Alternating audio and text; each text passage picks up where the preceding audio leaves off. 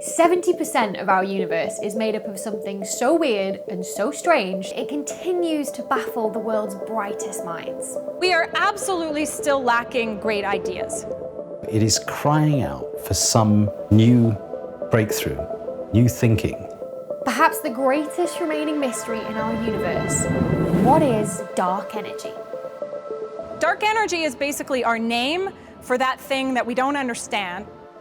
It's not the color dark, it's just an expression of our ignorance as to what is this stuff. Genius could come up with a new theory. Yeah, it is quite possible. I'm kind of hoping it's me. So this is clearly a huge deal in physics and raises many, many questions. The obvious one to start with is, why do we think dark energy exists? Now, ever since the Big Bang, our universe has been expanding, with space itself stretching, moving galaxies further apart. Now, physicists used to think that the energy that was made in the Big Bang to power that expansion would eventually start to run out and the expansion would start to slow down. Then, a Nobel Prize-winning discovery turned all of that on its head. Saul Perlmutter and his team measured the way the universe was expanding by comparing the brightness of supernova. This is when a star runs out of fuel at the end of its life. They brighten as a firework and fade away, and they reach the same brightness.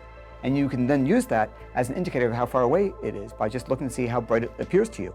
Just like when you watch a car recede into the distance, you can tell how far away it is by how faint the taillights look. If you can use the brightness of the supernova to tell you how far away it is, that's really telling you how long ago the explosion occurred, because you know how long it takes for light to travel that great distance. And what they discovered definitely shook the physics world. Suddenly, he was saying that we lived in a universe that was accelerating. I remember it just being incredible. I mean, all the astronomers walking around, scratching their heads, saying, this can't be right, surely it can't be right. Now, exciting as this finding was, like many things in science, it raised a lot more questions than answers.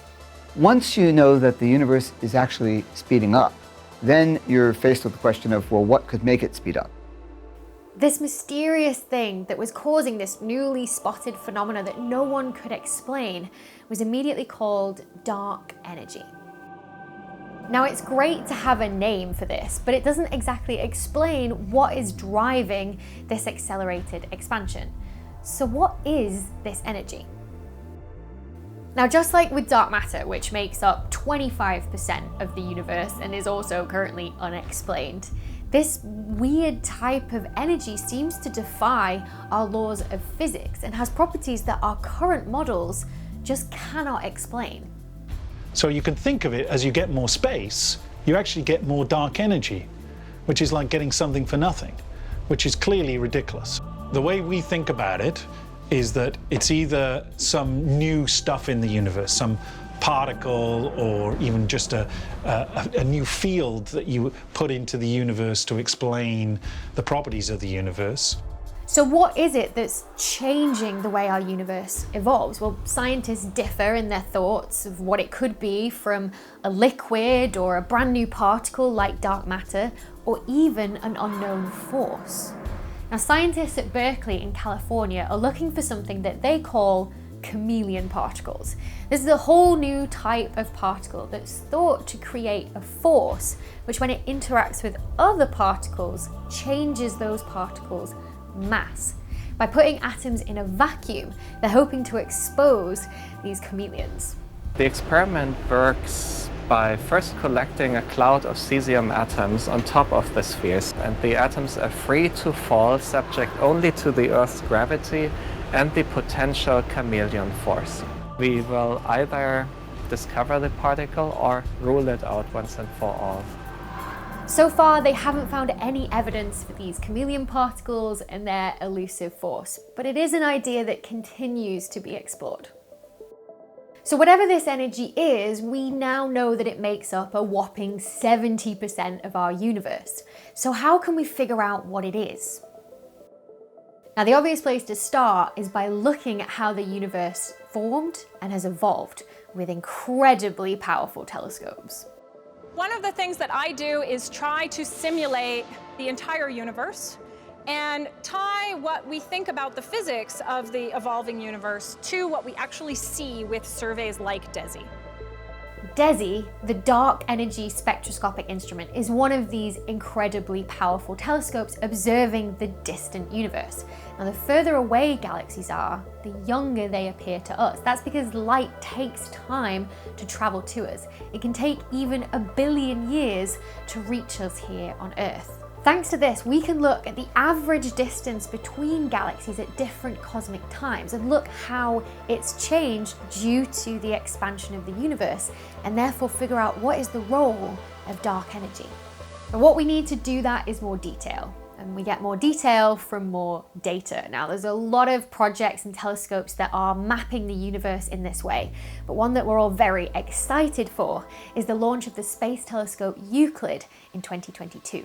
It's the most powerful telescope ever created, even dwarfing the iconic Hubble Space Telescope. So it could be just what we need to solve this problem. These are going to be the biggest images that come down from in orbit. You have an image effectively of 625 megapixels. So that's roughly 300 HD television screens full of data, and that comes down every 10 minutes. This image takes roughly the same amount of data that Hubble has taken and will take in its entire lifetime in one day. The hope with Euclid is that it will be able to give us the detail that we so desperately need to be able to solve this problem. We have lots of theories and hundreds of models that could still fit our data. When Euclid comes, lots of these can be thrown away, and it could narrow down the possibilities of what this dark energy is.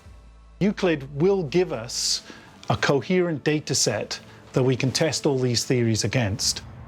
So dark energy remains the biggest mystery in physics, but with all these great scientific minds across the world and all the projects focused so desperately on figuring out what this is, it might not be long before we finally find this huge missing piece of the puzzle. We need teams like Euclid. That's the only way you can get the data that you need. But to understand that data, to give it some interpretation, to give it an idea, could come from one person. That could be the next Einstein. The strongest magnet in the universe has been discovered. It's an exotic, ultra-rare neutron star. It's called GROJ 1008-57, and it's got a magnetic field over 1 trillion times stronger than the Earth's. Stars like this are so strong that they have the power to do ridiculous things to anything that comes even remotely close. If you got within 1,000 kilometers of it, you'd simply dissolve. Your atoms would be super stretched. Their shape would warp into something completely unrecognizable. The molecular structure that makes you up, forget about it, it's gone. You'd just disappear. So nothing good can come from messing with a star like this. But how magnetic is it? Well, its field is calculated to be 1 billion Tesla. Tesla is the unit we use to measure how magnetic something is. Just to put this into context, the Earth's magnetic field is 1/1,000,000th of a Tesla, but we've cooked up something far stronger in the lab. This is what 1200 Tesla did.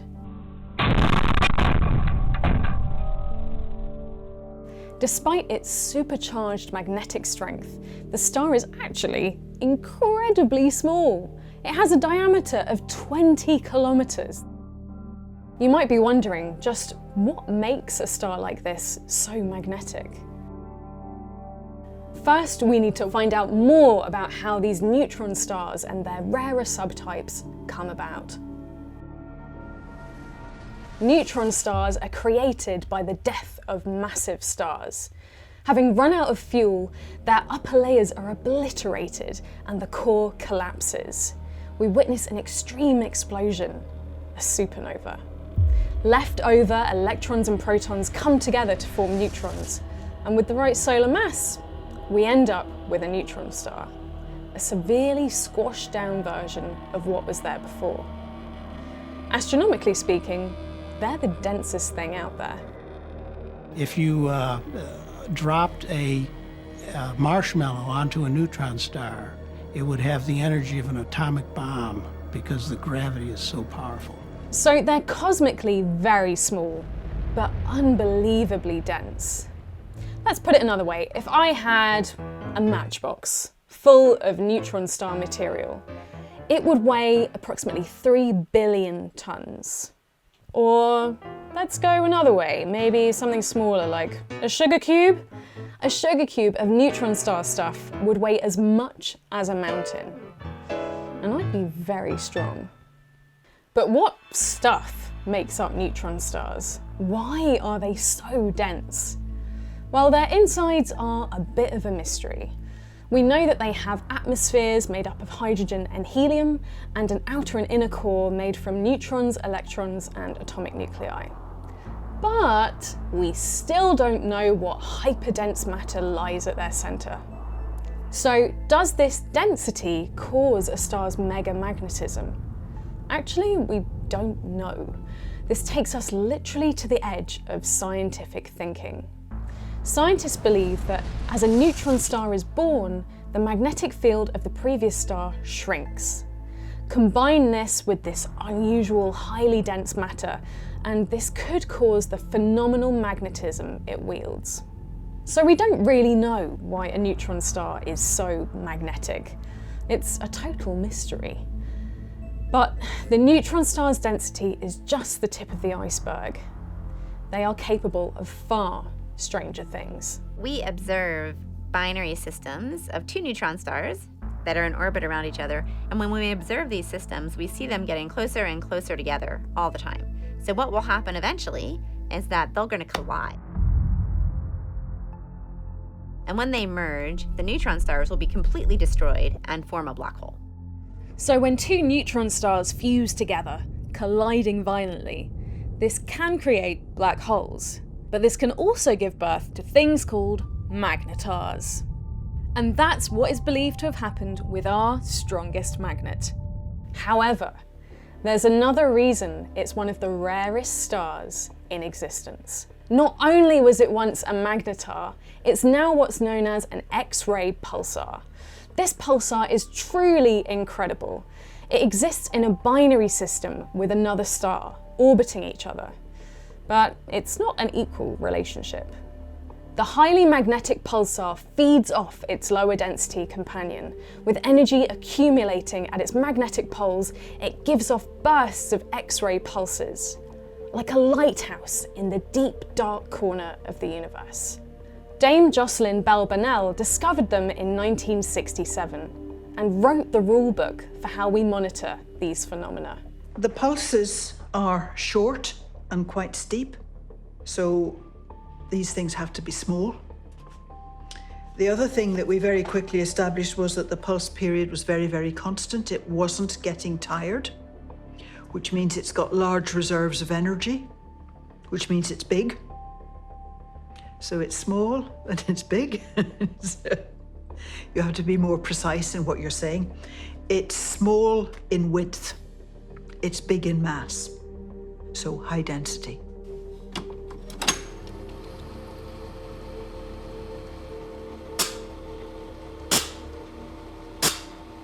That's the first pulsar, CP1919. So that's what it sounds like if you listen to the radio signal. So that's a whole star spinning at that rate. And there are some that are even faster. If you listen to the fastest one, it would sound like your kitchen blender is going at 700 revs per second.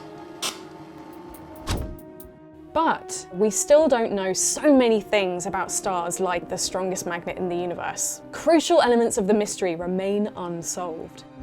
Why are these stars so magnetic? And what is hidden deep in their core? Maybe one day, the star's secrets will be revealed. We're guaranteed to find an identical copy of our whole universe, as well as countless variations where things are similar to here, but still different. Multiple universes now are a genuine possibility.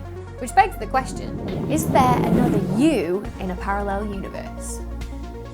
Now, it probably doesn't surprise you that studying parallel universes was once considered completely bonkers in the scientific world, and it even alienated people who decided to pursue it.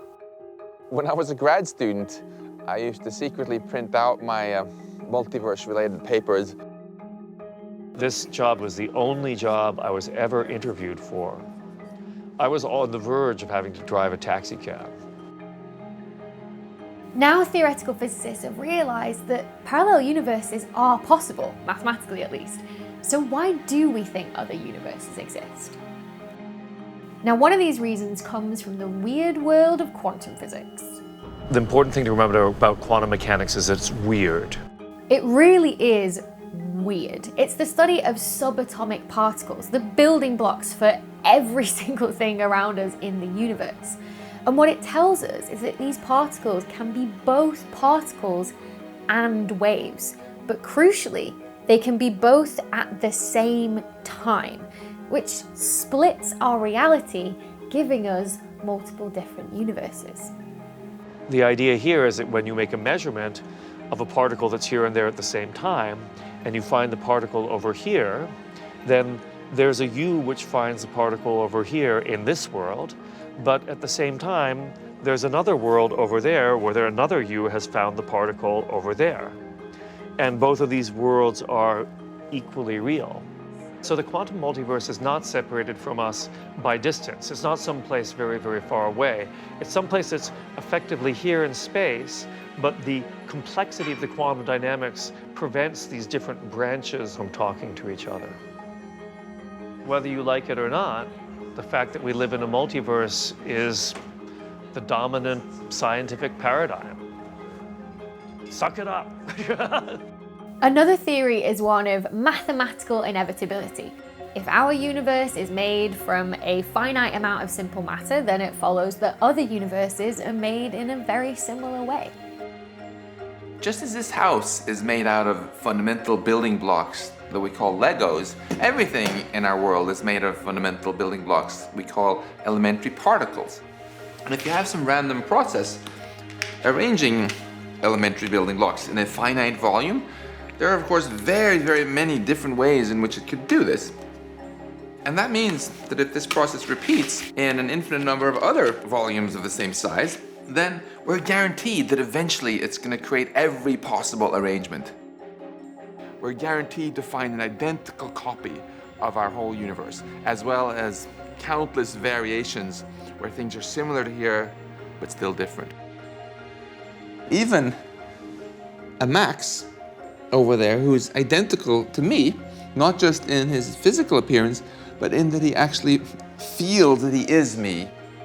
Another theory called inflation describes how the universe expanded exponentially in the very first tiny fraction of a second after the Big Bang, but with some areas of space expanding faster than others, creating bubbles or pockets of space-time where other universes could have formed. If this idea turns out to be right, then it could mean that these pocket universes developed with their very own laws of physics. So there could be another you in those universes that's able to walk through walls or fly through space. So if our universe is not alone, the question remains, what would the other you be like? Well, according to quantum theory, there's a new version of you and a brand new universe made with every single decision you make. So every time I flip a coin, say heads or tails, that is just some little quantum accident. The universe is splitting into two worlds every time it comes up heads or tails. So our experience of this splitting is like the experience of walking through a garden of paths that fork. When we come to a fork in the path, we take one or the other, heads or tails.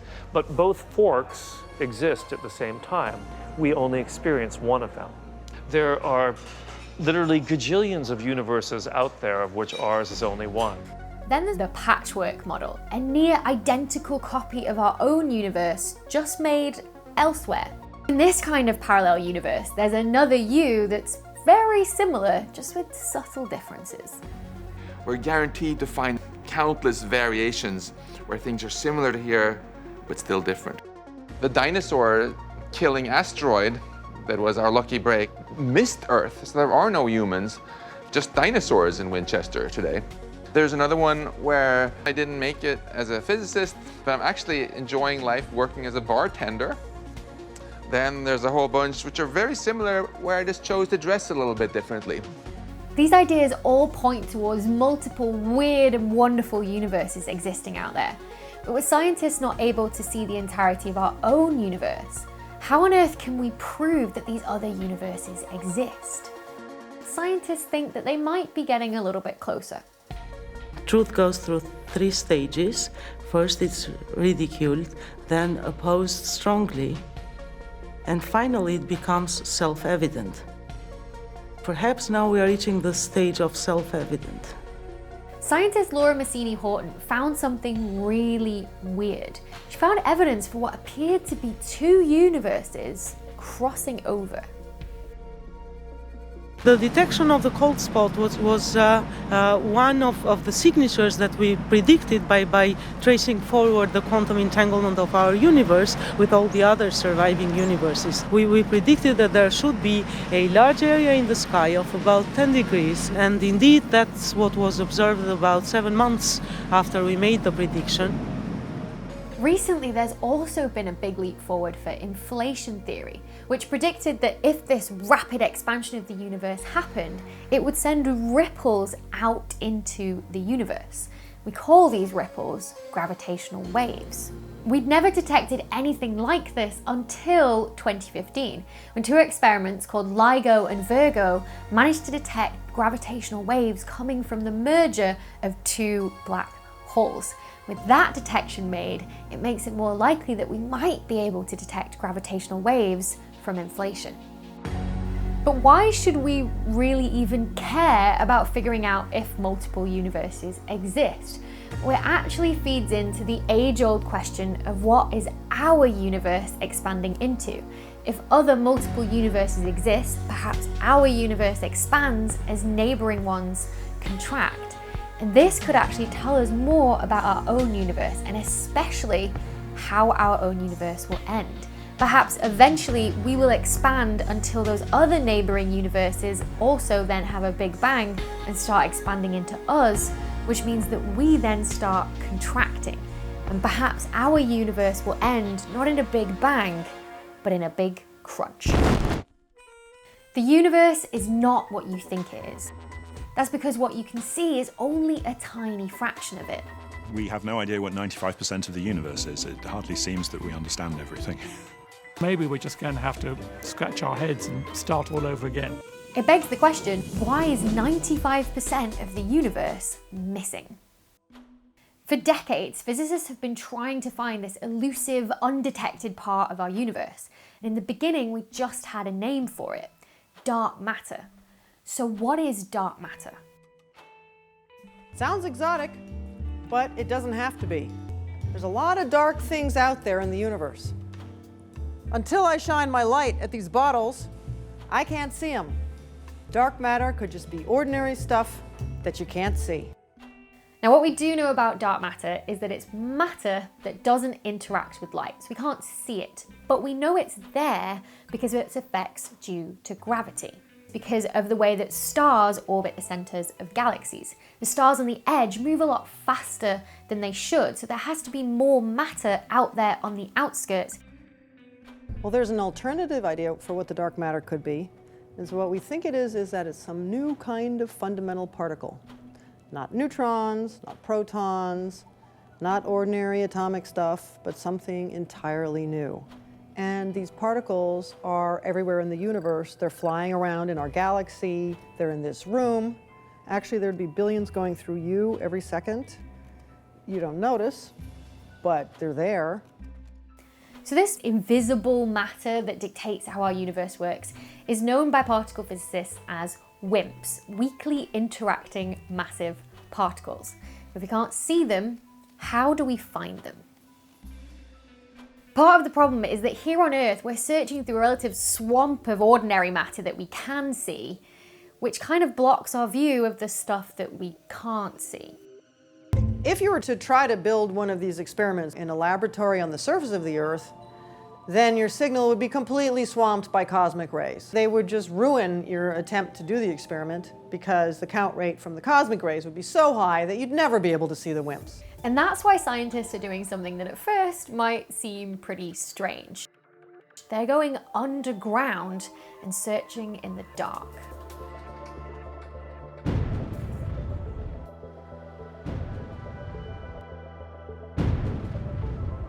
After walking a mile underground like this, you have to wonder about the fact that we may be looking in the wrong place.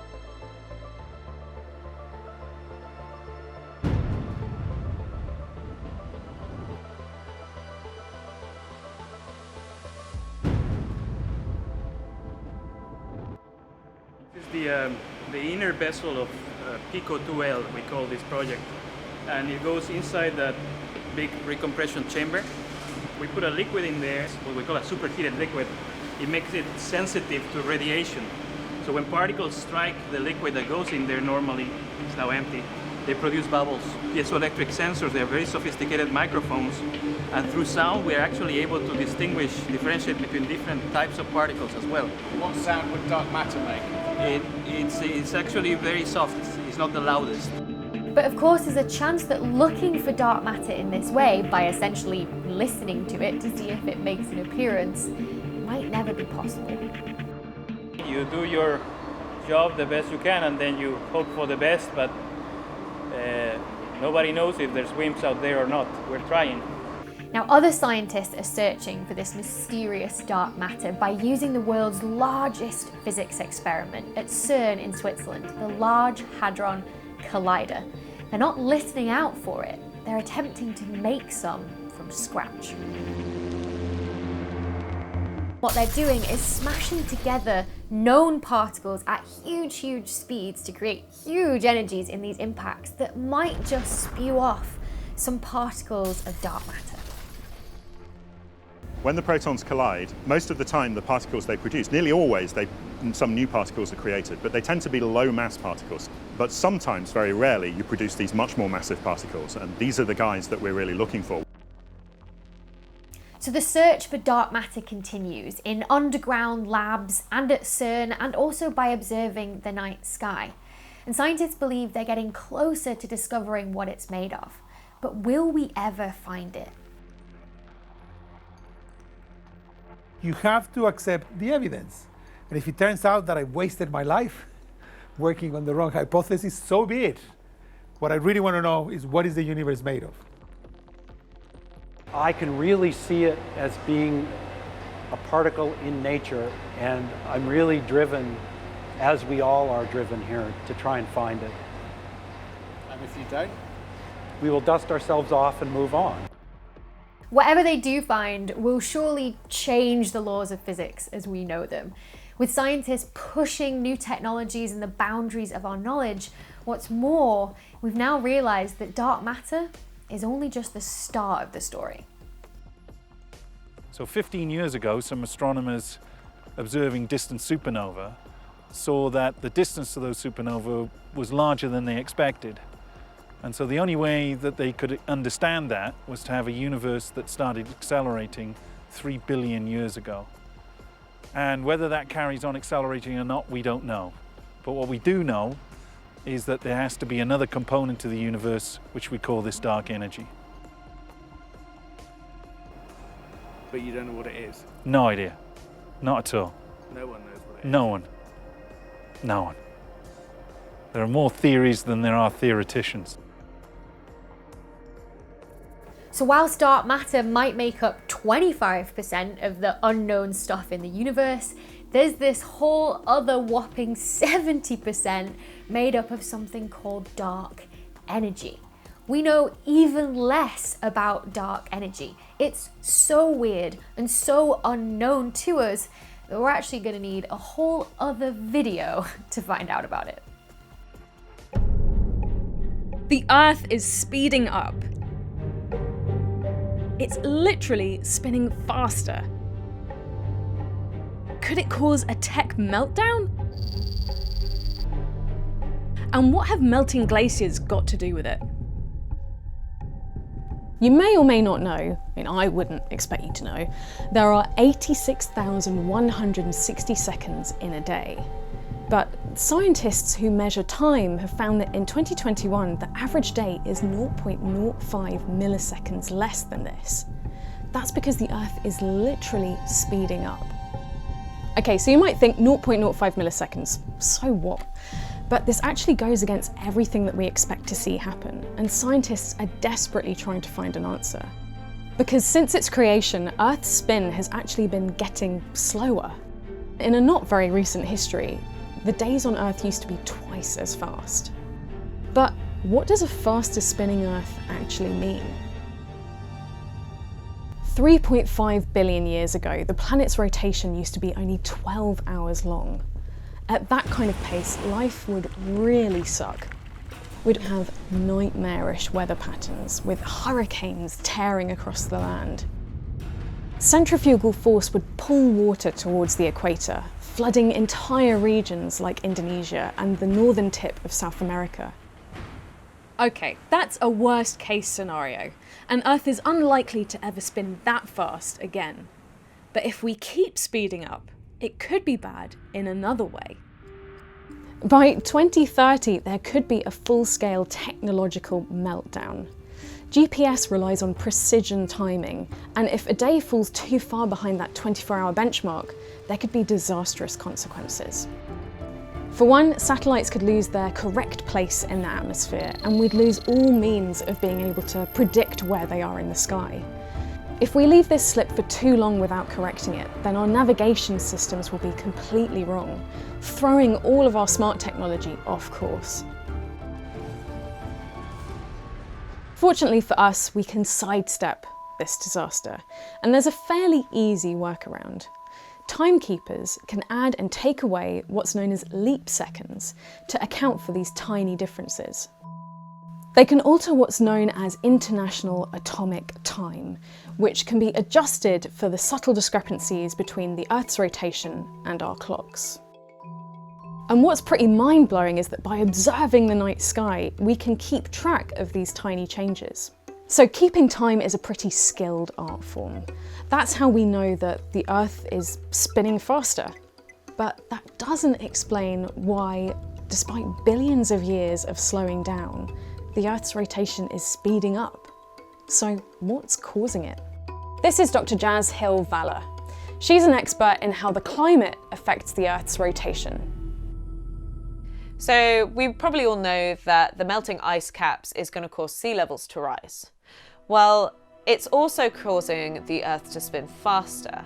And what happens when the Earth spins faster is that we get a greater centrifugal force. Imagine a figure skater. When you watch figure skaters, they start off spinning really slow with their arms out, and as they bring their arms in, they start to turn faster and faster. That's because they're bringing more mass towards the center of their rotation.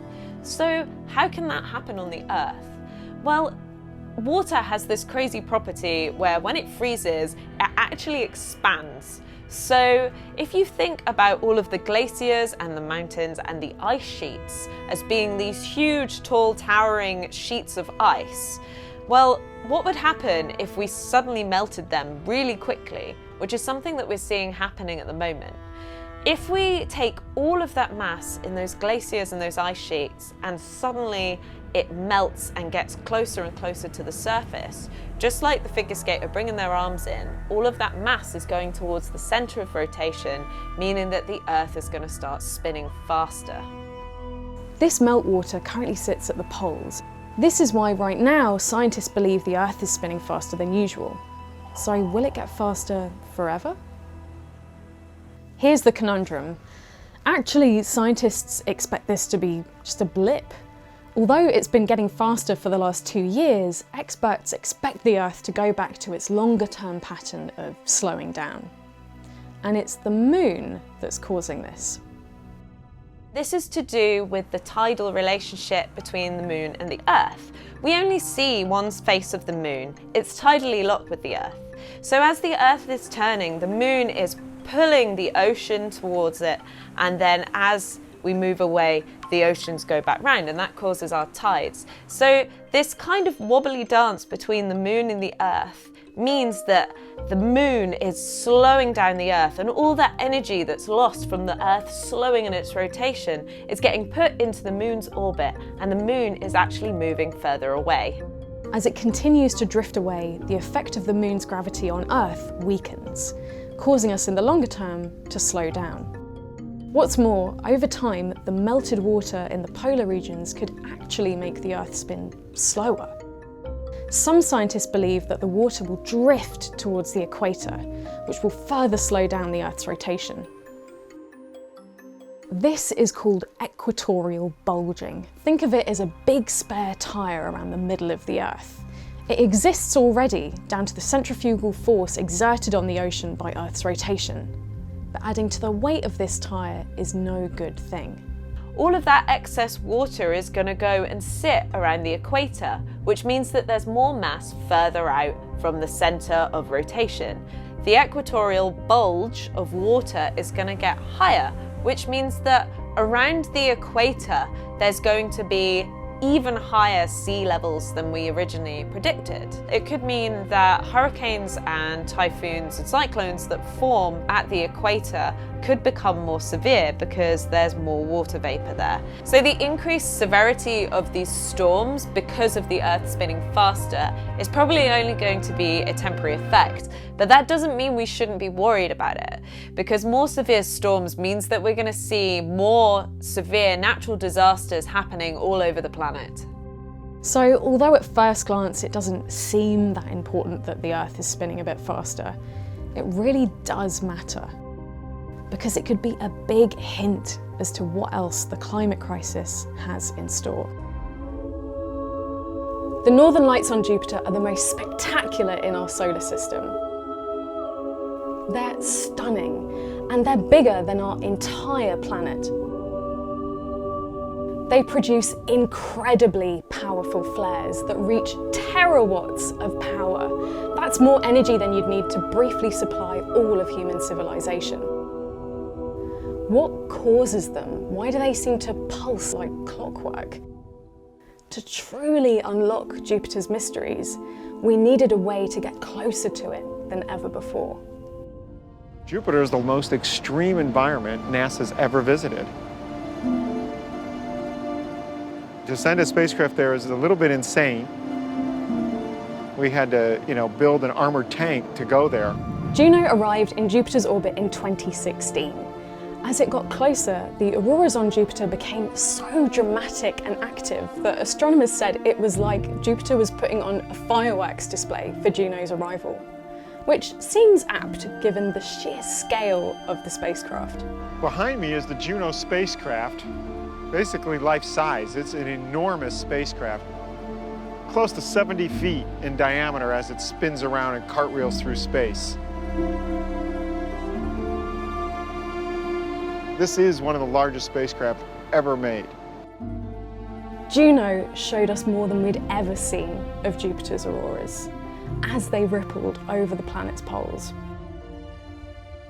The northern lights on Earth are caused by solar winds entering our atmosphere and interacting with the planet's magnetic field.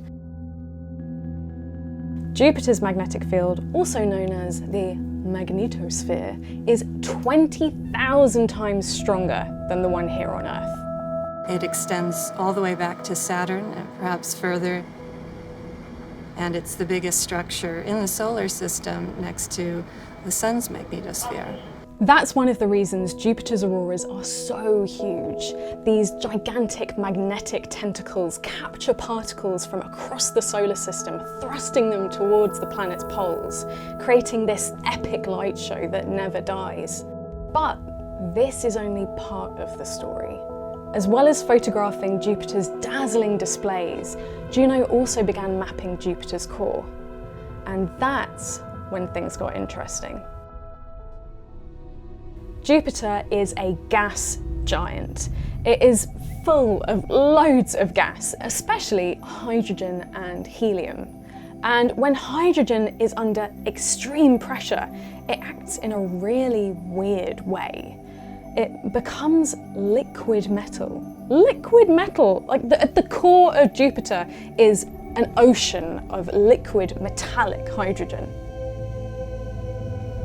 And using some of Juno's findings, physicists in California tried to recreate this extraordinary phenomenon, bubbling away deep inside Jupiter's core. So basically we are creating a little planet interior inside our laboratory. Marius Mio and his team at the National Ignition Facility conducted a pretty crazy experiment.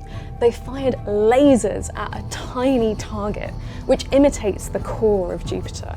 The lasers simulate the unfathomable pressures going on inside. So this is the target that we put inside this target chamber. We fill a little portion inside this cone here with liquid hydrogen, about 20 millionths of a gram, and then we shine 80 laser beams from the top and 80 laser beams from the bottom. So the power that we put in the lasers when we shine the laser onto the target is about 500 times the power that is used for the entire United States at a given moment.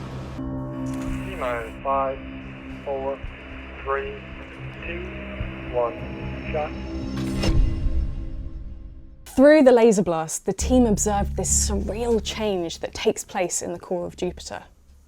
At this time, the pressure got so high that the light is now reflecting off the shiny surface of the hydrogen. Hydrogen transforms from being transparent to opaque and then becomes a metal, like a shiny metal. If we were to go deep inside Jupiter, we would see a deep ocean of fluid, shiny metal.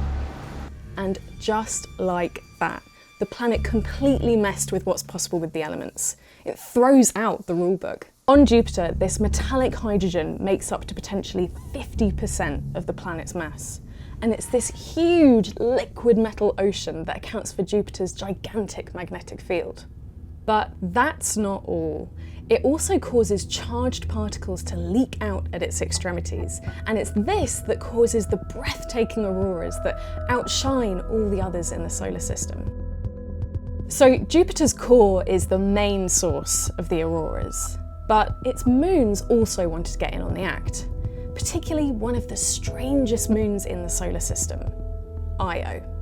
This moon is the most volcanically active in the solar system. Its spectacular volcanoes spew plumes up to 300 miles into the atmosphere, adding extra fuel to Jupiter's light show. So we see Jupiter in the middle, but around Jupiter we see the moons, Io, Europa, Ganymede, Callisto. The gases that come from Io become trapped in the magnetic field, and they become accelerated to very high energies. These trapped charged particles get dragged towards Jupiter's poles by its all-encompassing magnetosphere. Energetic charged particles come in, bombard the atmosphere, make it glow. And then we're seeing this glow in the atmosphere of Jupiter. So the combination of the gigantic magnetosphere, its supercharged liquid metal core, and unique moons create these breathtaking aurorae. But astrophysicists were still puzzled by one thing.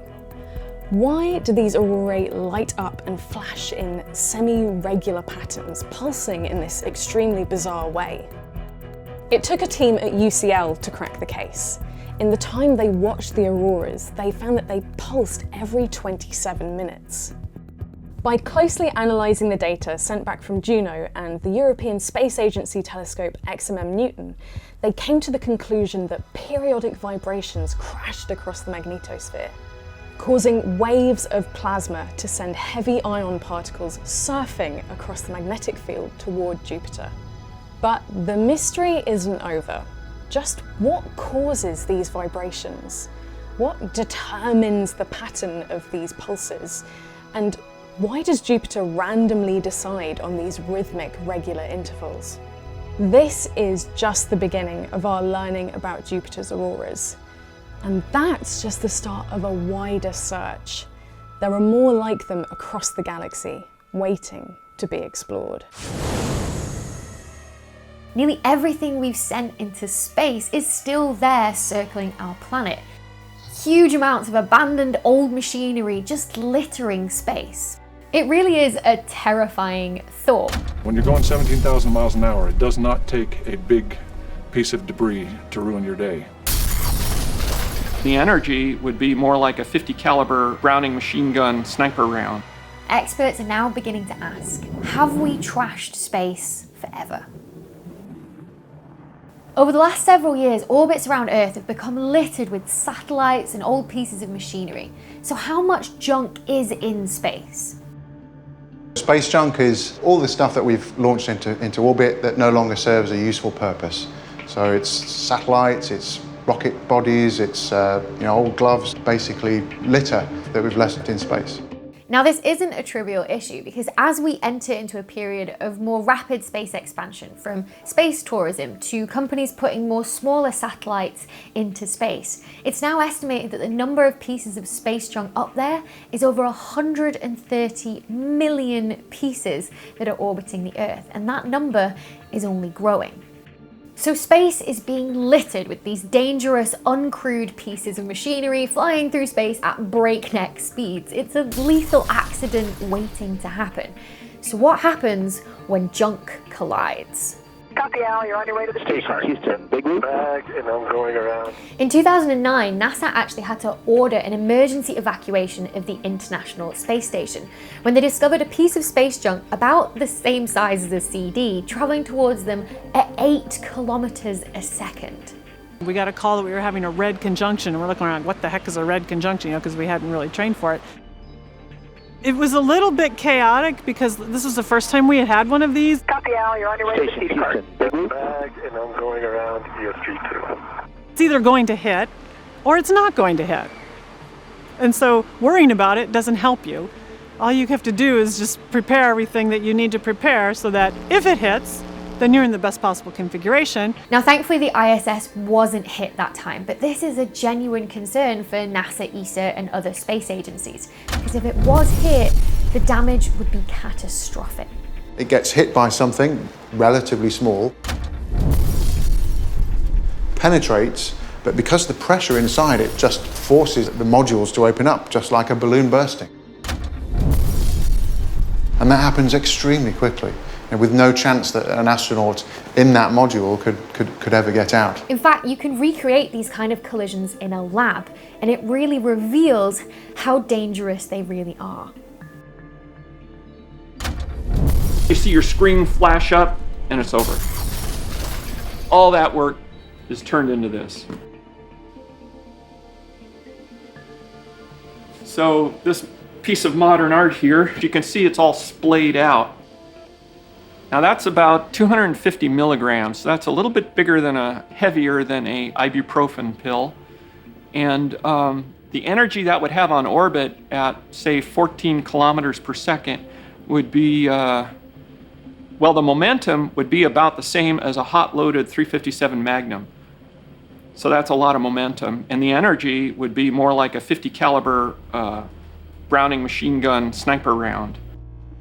A single one of these collisions can create thousands of these tiny lethal fragments that act like space bullets that ripple out into space, causing unimaginable damage as they go.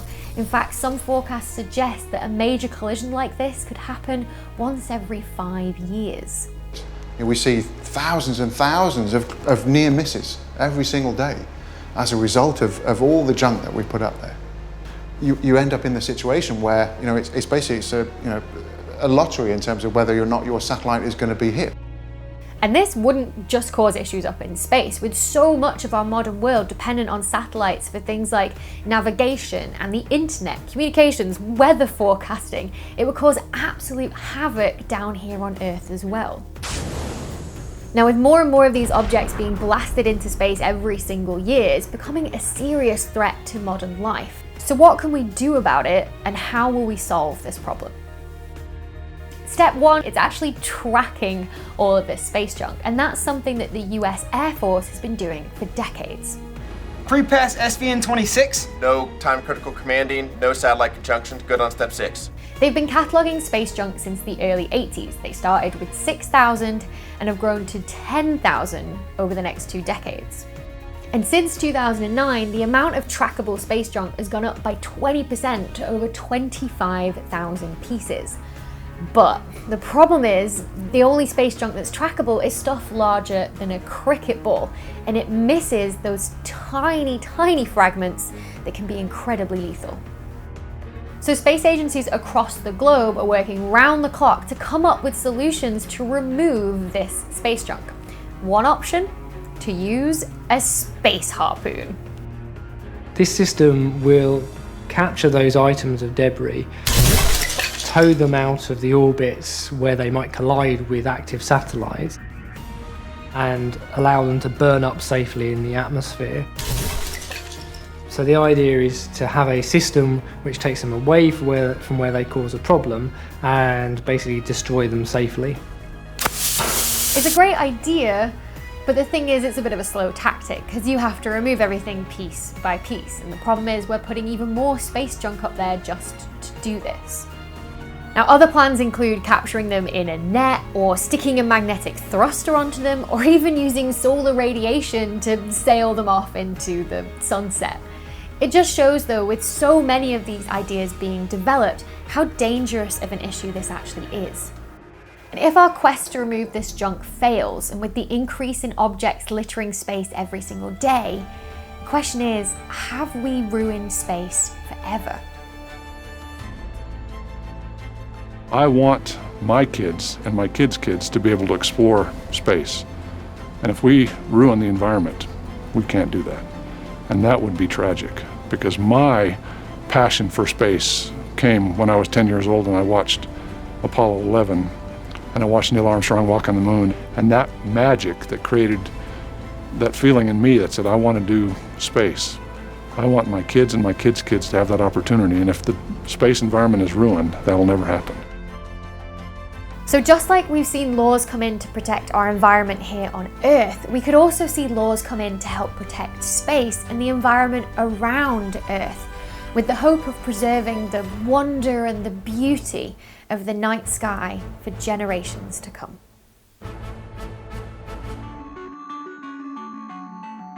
Now, aliens contacting us might seem like science fiction, but now new mysterious signals from outer space are intriguing scientists around the world. This signal was so bright that it was completely unlike anything we'd ever seen before. It's not crazy to think that radio bursts could be created on another planet. What causes them is one of the biggest mysteries in physics. So are these signals from aliens? Now, linking strange signals from space with aliens sounds a bit like something cooked up by a conspiracy theorist. So is this real science? Yes, this is real science. It's the job of an astrobiologist to figure out where in the universe is habitable and if possibly intelligent life could have developed there and then contacted us. In fact, in 1961, pioneering astronomer Frank Drake organized a now infamous secret meeting to try and figure out how many civilizations like this exist outside of our own. So we start out with the rate of star formation. Multiply that by the fraction of stars which actually have planets, habitable planets in each system, the fraction on which life develops, the fraction by which intelligence appears, by the fraction of those which actually give a detectable technology. This rate times the average time that these civilizations remain detectable. N equals about 10,000 detectable civilizations at present in our galaxy, the Milky Way. Calling themselves the Order of the Dolphin, this group of award-winning scientists set out on the hunt for this huge number of civilizations that they thought could be out there. Oh, I believe very strongly that they are out there. We can be very, very wrong, and yet there will be many, many detectable civilizations. From secret government agencies to Nobel Prize winning scientists, the search was on for weird, unexplained signals. First, there was the WOW signal in 1977, detected by the Big Ear radio telescope in Ohio. The signal was strong, about 72 seconds, but more importantly, it was detected in something known as the hydrogen line. That was significant because at the time, astronomers thought that if extraterrestrials did exist, they would use that frequency. The astronomer Jerry Emmon was so excited that he actually wrote the term WOW on the printout. But very quickly it was dismissed by astronomers as actually coming from a comet. Then in 2007 came a detection of what would become the biggest mystery in physics, something that could have been a game changer in the search for aliens. My student showed me this signal that was so bright and apparently so far away that it was completely unlike anything we'd ever seen before. Then we realized this is just impossible, unless a civilization is way more advanced than we are. Scientist Duncan Lorimer and his team had found what we now call fast radio bursts. They're incredibly bright radio signals, so bright that they can't be coming from any naturally occurring phenomena on Earth. They have to be coming from outer space. Quite frankly, it was unlike anything I'd ever seen before, yet it had all the hallmarks of a signal that was coming from deep space. I did think that it could be a signal from an extraterrestrial civilization. We create signals like that on Earth, so it's not crazy to think that radio bursts could be created on another planet. So it was a groundbreaking time for physicists, and with this new data from Lorimer, the burning question everyone still had was, are these alien signals? Now, the problem with the Lorimer burst was that it was just a one-off, and how do you prove a one-off is real and not just some noise or some random signal in your detector? Well, it helped when other scientists around the world started detecting signals just like it.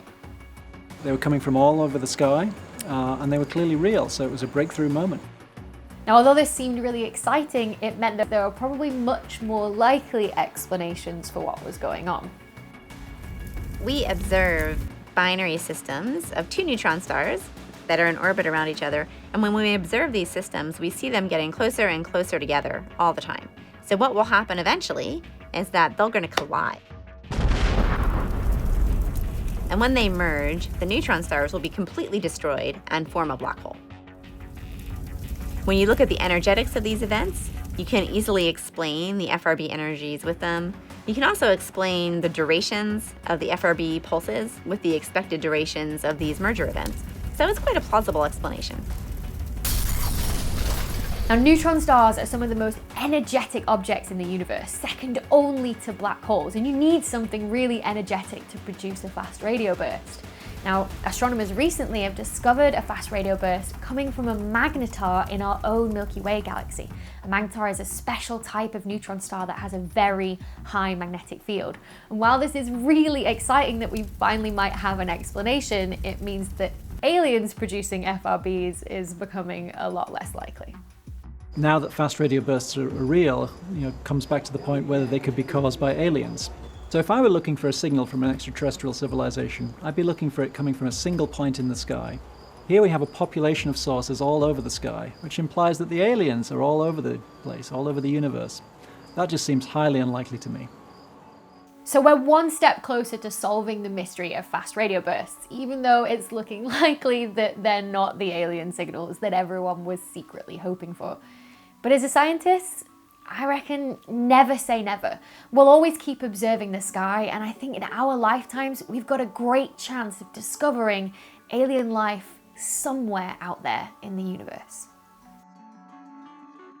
We have done a great deal of searching in the last 50 plus years, and we've learned that we're going to have to search perhaps 1 million stars and countless frequency channels before we have a good chance of success. If I had this to do all over, I would still do it. I'd in fact probably put more time into it because I've come to realize that's what's required to succeed. And to me, that time is not time wasted because the eventual discovery is of such importance that it justifies not just one human life being dedicated to succeeding, but many.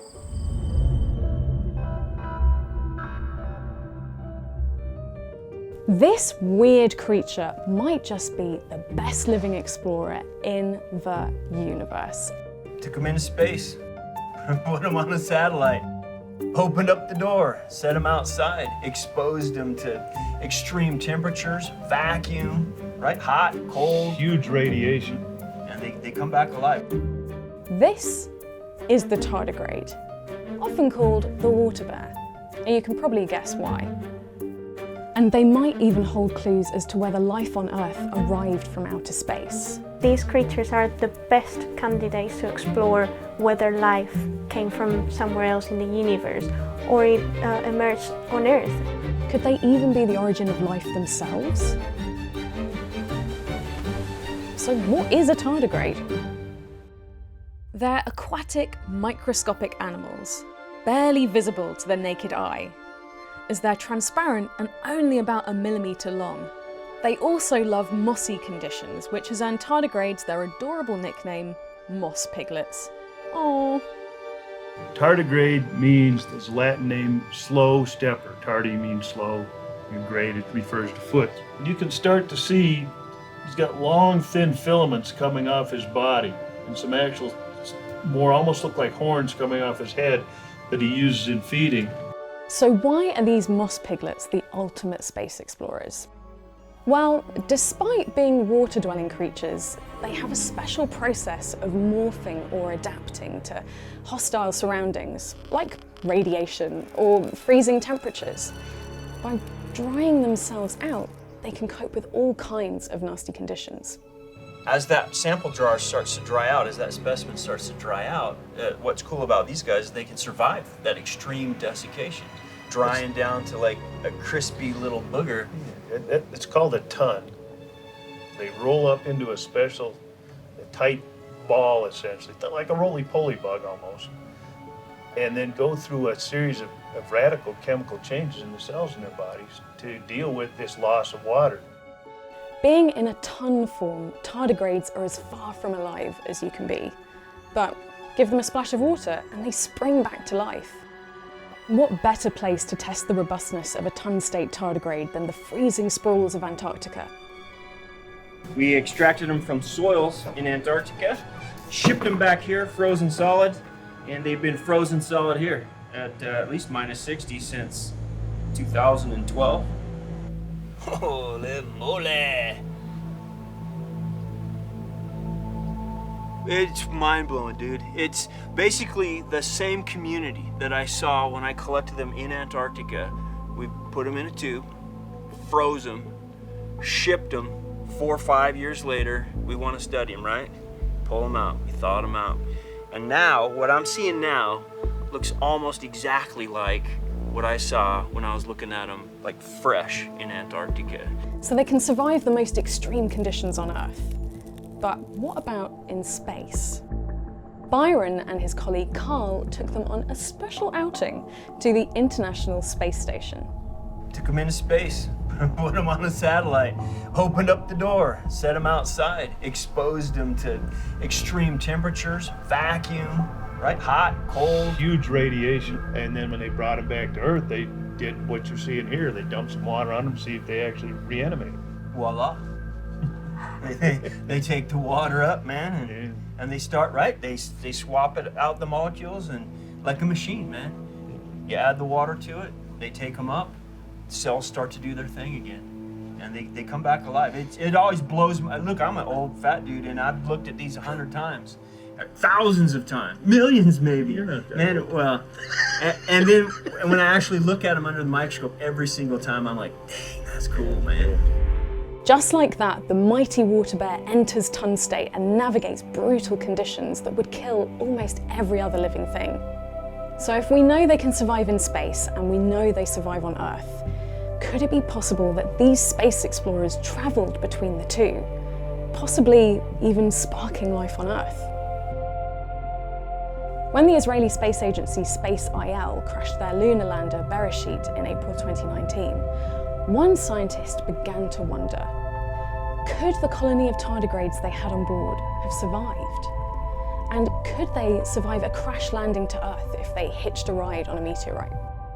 Alejandro Traspas Muina of the University of Kent set about replicating the Bereshit crash and the kinds of pressures that this little batch of bears would have experienced by firing them out of a gun. Okay, so not quite a gun like that, more of a lab-based gas gun. Alejandro recreated the moon's conditions in a chamber and then fired the tardigrades into sand to recreate the impact that they would have had on that fateful day. Knowing how fast the spacecraft from the Bereshit mission crashed, we thought, well, let's try different speeds up to 1 kilometer per second, which, if you think about it, if just to get it into daily activity, just think you're in your car and your car starts going faster and faster and faster, up to 3,600 kilometers per hour. So this is how fast tardigrades were shot. So we started with 0.5, which they all survive, 100% survival, so that's great. We researchers happy, tardigrades happy, and we kept going. We went up to 0.7, and they again survived. Then we went up to 0.9, and unfortunately at these speeds, tardigrades couldn't make it, which means they didn't survive the Beresheet mission. But this isn't the end of tardigrades in space. Alejandra's studies continue. She and her team are testing whether they could survive in the water plumes or the icy surfaces of the moons of Saturn and Jupiter. These creatures are the best candidates to explore whether life came from somewhere else in the universe or it emerged on Earth. I do not believe life is unique to Earth. So don't write off tardigrades just yet. They and other extremophiles could still provide the answer to the life we live today. The DART mission is designed to save Earth from an asteroid. DART is our first planetary defense mission. Defending against asteroids like this one, Bennu. We're bombarded by almost 50,000 kilograms of space rocks every day. Most are tiny and burn up in the atmosphere as shooting stars. But some bigger ones can cause real damage, like this meteor in Chelyabinsk, Russia in 2013, which exploded with the power of 13 Hiroshima bombs. And that was only 17 meters wide. By comparison, the asteroid that killed the dinosaurs was 10 to 15 kilometers wide. And now there is another asteroid on its way. Bennu is about 0.5 kilometers wide, about as wide as the Empire State Building is tall. Between the years 2175 and 2199, there is a 1 in 2,700 chance of Bennu impacting Earth. Doesn't sound like much of a risk, but if it does hit, it will have the power of 80,000 Hiroshima bombs. But don't worry, NASA and the European Space Agency are on it. Enter DART, the Double Asteroid Redirection Test. Developed and led for NASA by Johns Hopkins University Applied Physics Laboratory, it does what it says on the tin, really. At least, that's the aim. DART is a demonstration of the kinetic impact technique, just slamming a spacecraft into the asteroid. Brilliant. I'm Lindley Johnson. I am NASA's first ever planetary defense officer. This mission will demonstrate that humankind doesn't have to worry about going the way of the dinosaurs. Why double? It is called the Double Asteroid Redirection Test because we are targeting a binary asteroid system called Didymos, which means twins, and impacting the moon to change that moon's orbit around the larger asteroid. The impact affects an asteroid the size of Dimorphos, the moon of Didymos, 160 meters or so in size, the size of a small football stadium, would be an area of a small United States or a European nation. So it's important that we be able to protect life on Earth with this capability. DART is set to hit Didymos in autumn 2022. We'll be able to measure some of the impact from Earth, but another spacecraft is heading that way. The European Space Agency's Hera will arrive around 4 years later to assess the outcome of DART's mission. But why go to so much trouble when Didymos isn't even at risk of hitting the Earth? Because Didymos isn't the only thing out there.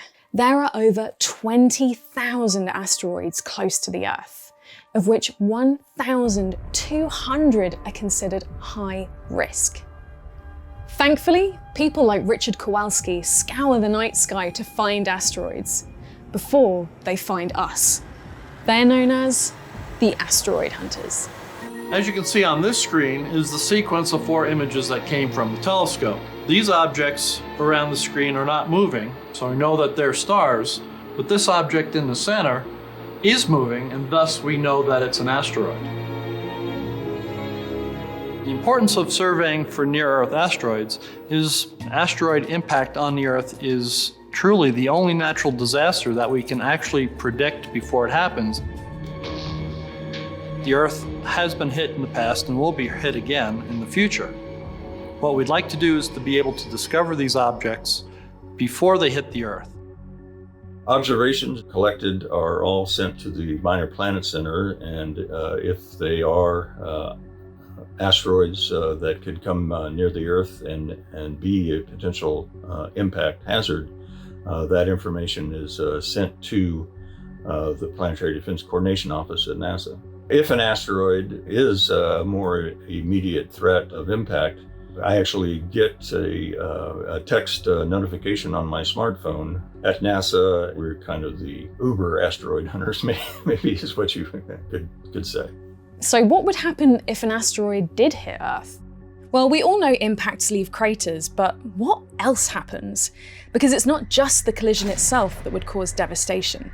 So for this experiment, we're going to fire this tiny quarter-inch aluminum sphere at very high speeds, up around 5 kilometers per second.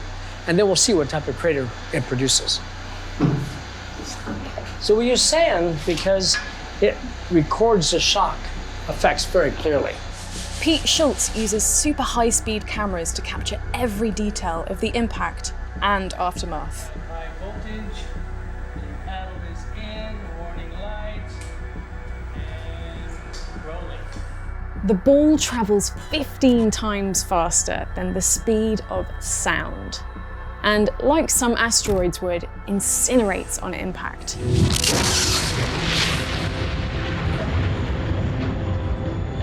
Oh, perfect, perfect, perfect. Now we're seeing the fireball come in. It's brighter than the sun, and then kapow! It hits the surface, jeez. This whole region downrange would have been incinerated. It would have been incinerated just by this plasma, this exploding vapor plume engulfing everything. There would have been winds that would have been going so fast it could pick up houses and spread them hundreds of kilometers away. This would have been Armageddon. So all eyes are on the DART mission. And there are a couple of other asteroid deflection ideas floating around too. Some of them are wild. Here are some of the top ones. 1. Nuke it. Very Hollywood, and probably the first thing you thought of too. Great in theory, but could result in radioactive debris raining from the sky. Not ideal. 2. Gravity tractor. Sounds very space farming, doesn't it? The idea here is to fly a device next to an asteroid, so it slowly pulls it away from the Earth's path. This offers a lot of control, but it might not be effective for anything over 500 meters in diameter. 3.